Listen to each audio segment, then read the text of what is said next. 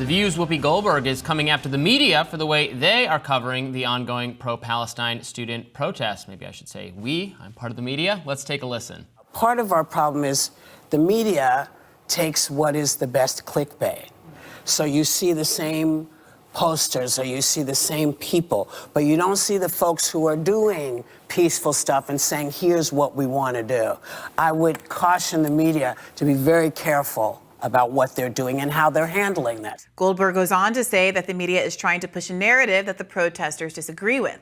Goldberg, of course, is one of many who have come out criticizing the media's coverage of the protest. LA Times journalist Lorraine Ali wrote this week, the media are, quote, hyper-focused on how we protest atrocities rather than the atrocities themselves. What did you make of this? I couldn't predict where Whoopi Goldberg was going to come down on this particular issue. I do wonder, earlier in that segment, Cindy Hostin, we're going to play a little bit of that, but Cindy Hostin had been talking about the history of student protests, their efficacy in bringing the end to South Africa's racist apartheid system. Nelson Mandela saying that he thought the boycott divestment movement around South African apartheid was crucial to their political success in South Africa. And I do think that, that is an angle that is appealing to someone like Whoopi Goldberg, given what I know of her kind of priors and her politics. But she can sometimes be a little bit like anti-youth in some of her takes. So I don't know that I would have bet on this particular take from her. Yeah, look, I kind of agree and kind of disagree. So I think my issue with the media coverage of the protests and just media coverage of real-time events in general is that there's a lot of short video clips available to us because of social media that are often characterized in a certain way where it's hard to tell. And this goes to absolutely both and all sides of the conflict, right? You don't know. It's true of people. Somebody grabbed by the police, arrested by the police, you don't know what preceded that arrest. On the other hand, you don't know, if the protesters, it could look like they're doing something wrong, but maybe they were provoked by counter-protesters first. It's a very confusing situation. The facts on the ground are complicated. National media doesn't have a lot of specific knowledge and can just characterize short video clips the way that fits their agenda or just in ways that are lazy and can actively misinform people. And that is probably where I have concerns about what the media is doing. I don't think, over-focusing on the protests is kind of the thrust of her criticism, and a criticism I've heard you and others make as well.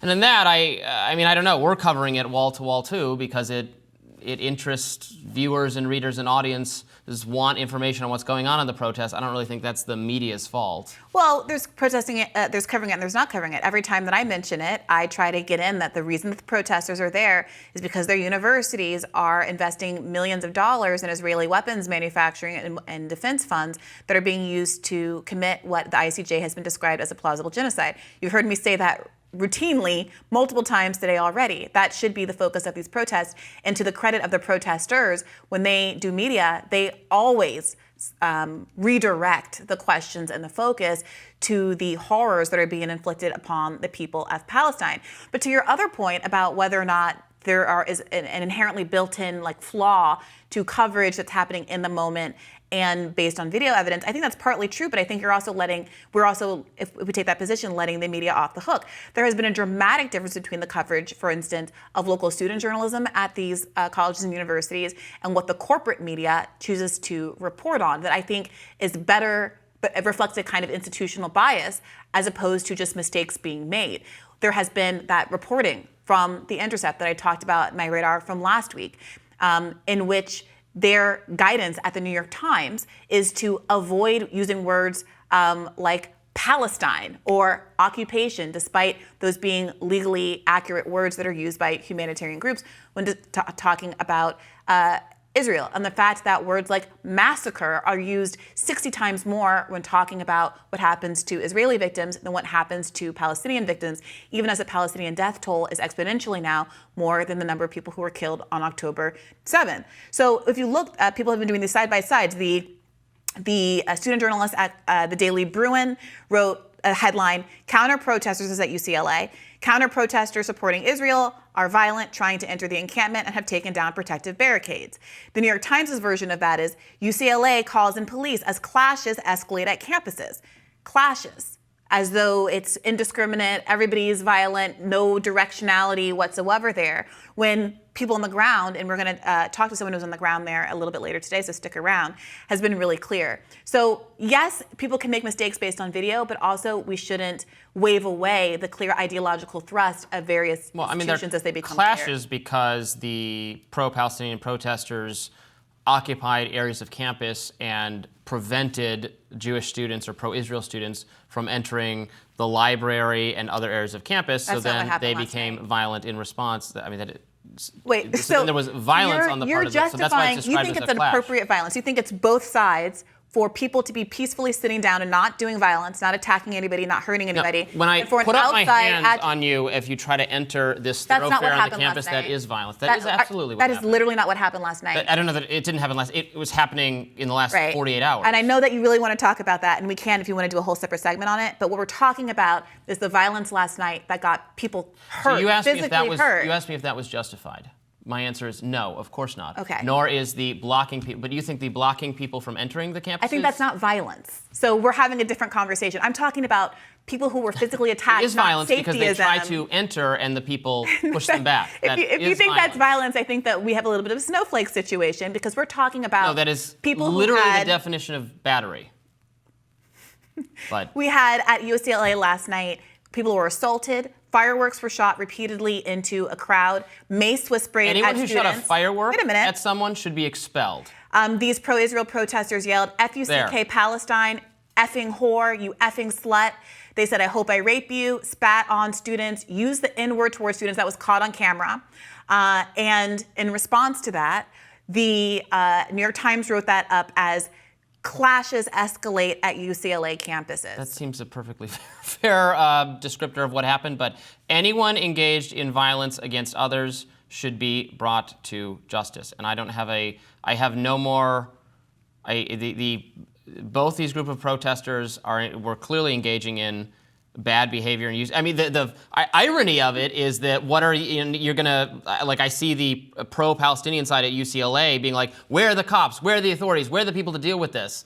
And like, isn't that totally contrary? Then when the cops actually showed up at Columbia, they're like, oh no, not cops, don't do that. Well, doesn't make any sense to me. I think there's a difference between saying cops should be brought in to stop violence from happening against another human body versus cops should be brought in to move a peaceful protest. That's the difference. They took a janitor hostage. You have a very selective and funny definition of what violence is. I do. That is not matched to. Let me explain to you what I think it is. I think it's when you physically attack another person. I think that's violence, and I think that having a peaceful encampment is not violence. I don't know. That's my opinion. Yeah, that's but just getting not back to an this accurate segment, description of- let's watch a little bit more of this coverage, really demonstrating how this is breaking through to the mainstream to have this kind of a discourse on the View. And in the comment section underneath this clip, I gotta say, everyone was talking about this section of the video and applauding Sunny Hostin's take here. Let's take a listen. I think these are anti-war protests, and I think it's very distressing that we are framing these as pro-Palestinian protests or pro-Israeli protests. These are anti-war protests. All right, now what do you make of that? It does seem to me to be a real shift in how we talk about this issue.